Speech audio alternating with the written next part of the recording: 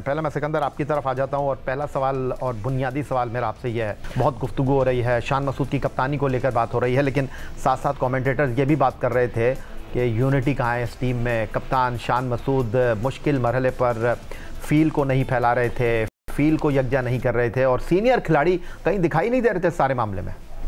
मैं इस पे इतना मैंने इस चीज़ पे कि प्लेयर्स उनके पास आ रहे थे नहीं आए तो ये नहीं गौर किया, मगर आई फील सॉरी फॉर शान कि इसलिए कि जैसे आपने कहा कि वो आइसोलेटेड से नज़र आ रहे थे और लड़कों ने हो सकता है वहाँ पे जो लोग बड़े गौर से देख रहे थे वो ये बात कमेंटेटर्स कह रहे हैं इस बात को कि वो लोग उनका आके एडवाइस नहीं कर रहे थे। शान में जो कमज़ोरी नज़र आ रही ना, एक तो खैर बैटिंग को उनके अलग कर दें कि उसको कुछ डिफरेंट भी करना चाहिए। वो एक ही चीज़ को रूटीन को लेके चल रहा है कि जी अब्बास को गेंद लगा दी, वहाँ से खुर्रम को गेंद लगा दी, उनसे कराए जा रहे हैं। मैंने पहली इनिंग में ही बोला था कि जब आपके पास 40 मिनट हैं तो बीच के अंदर साइम को इधर उधर तो ये एक चीज़ उसको करनी चाहिए आपको। मैं ये नहीं कह रहा कि उस साइम से कराते जाएँ ओवर, 2 ओवर 3 ओवर अगर जितना भी टाइम बचा है तो कुछ कर सकते हैं आप, मगर वो चीज़ें उसने नहीं की जिसकी वजह से उसको इस वक्त तनकीद का सब लोग निशाना बना रहे हैं। तौसीफ अहमद साहब, आप उस वक्त सिलेक्शन कमेटी के सरबराह चौधरी ज़का अशरफ क्रिकेट बोर्ड के जब सरबराह थे और उन्होंने शान मसूद को टेस्ट टीम का कप्तान बनाया, बाबर आजम ने क़यादत से माजरत कर ली थी। शान मसूद की किस्मत भी देखिए, ऑस्ट्रेलिया के ख़िलाफ़ खेले तो मोहम्मद हफीज़ हेड कोच थे, बांग्लादेश और इंग्लैंड के ख़िलाफ़ खेले तो जेसन गिलेस्पी टीम के हेड कोच थे। अब चौथी सीरीज़ खेल रहे हैं तो एक नया हेड कोच टीम के साथ एसोसिएट है। फिर दूसरी तरफ उनकी अपनी बल्लेबाजी के ऊपर भी सवालात हैं, उनके अपने फ़ैसले बहुत सारे सवालात उठा रहे हैं। आप इस तमाम सूरत हाल में समझते हैं कि नाकामी की सिर्फ़ और सिर्फ एक ही वजह है कप्तानी?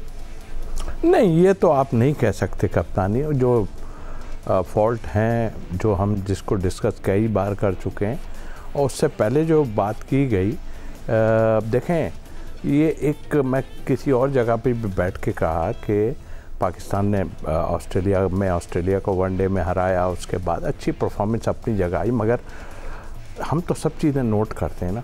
मैंने ये कहा कि एक छड़ी उठाई हुई है और वो छड़ी की वजह से सब खामोशियाँ हैं, और ये जो अभी चीज़ आपने बयान की है ये उसी का हिस्सा है।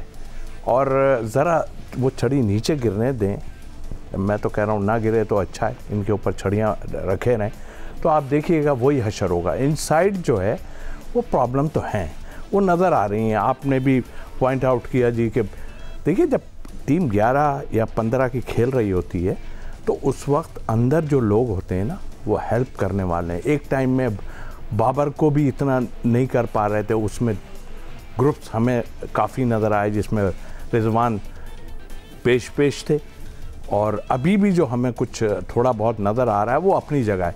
जहाँ तक शान के आपने बात की, यस मैं बिल्कुल कहूँगा कि वो थोड़ा सा देखिए ना, अब स्वीपर पे एक वो सिंगल भी लेके जा रहा है रबादा और दूसरा प्लेयर जो है सिंगल्स ले रहा है, आप ऊपर रखो वो आउट होगा।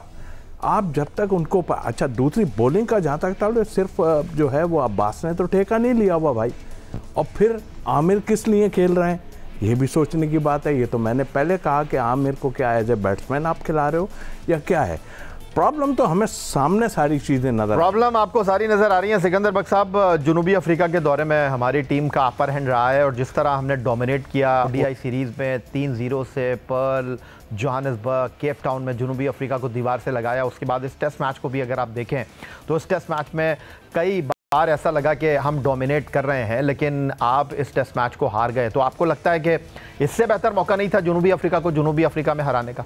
बिल्कुल नहीं, देखें हम बहुत नज़दीक आ गए थे। इसमें बैट्समैनों को भी मैं ब्लेम करूंगा कि उतने इतने अच्छे रन्स नहीं किए जितने उनको करने चाहिए थे। 50 करके कोई आउट हो जाए, अब बाबर आजम जैसा प्लेयर, उनका स्टेटस इतना है कि जी प्लेयर ऑफ द ईयर का भी उनको नाम आ गया, मतलब स्टेटस उनका इतना बड़ा है, तो उस स्टेटस के हिसाब से वो नहीं खेल रहे। उनको अगर 50 कर लिए थे फिर 50 के बाद आउट नहीं होता। हमारे दौर में तो 1980 में वो कहते थे कि भाई आपने 15 रन पहले करने, 15 रन के बाद अगर आप आउट हुए तो आपकी खैर नहीं है। तो मतलब 15 रन क्या, वो 50 करके वो गलत शॉटें मार के पॉइंट के ऊपर कट मार के वो आउट हो गए। रिजवान तेज़ विकेटों के प्लेयर नहीं है, जिस तरह वो ड्राइव खेलते हैं वो मेरे हिसाब से तो वो उनको तो जब भी ऑस्ट्रेलिया के ख़िलाफ़ खेलेंगे हम उनको आप फंसा लेंगे। अब दूसरी एक चीज़ मैं भी वही देख रहा था कि अब ऑस्ट्रेलिया में मैच हो रहा है, नेथन लाइन जो है वो भी खेल रहे हैं, हमारे पास तो स्पिनर ही नहीं है, यानी कि है ही नहीं, हम खिला ही नहीं रहे। और वहाँ से भी स्पिनर खेल रहा भारत की तरफ से, ऑस्ट्रेलिया जैसी पिचों पे हम इस बारे में सोच ही नहीं रहे।